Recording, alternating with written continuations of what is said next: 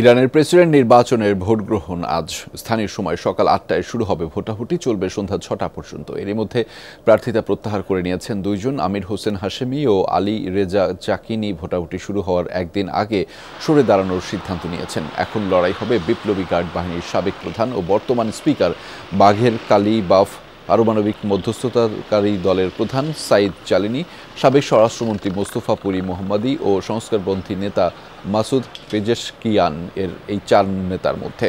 এর মধ্যে বাঘের কালিবাফ ও সাইদ জালালি সর্বোচ্চ নেতা আয়াতুল্লাহ খামেনির ঘনিষ্ঠ হিসেবে পরিচিত। গত মাসে হেলিকপ্টার দুর্ঘটনায় ইব্রাহিম রইসির মৃত্যুতে আগাম নির্বাচন অনুষ্ঠিত হচ্ছে দেশটিতে।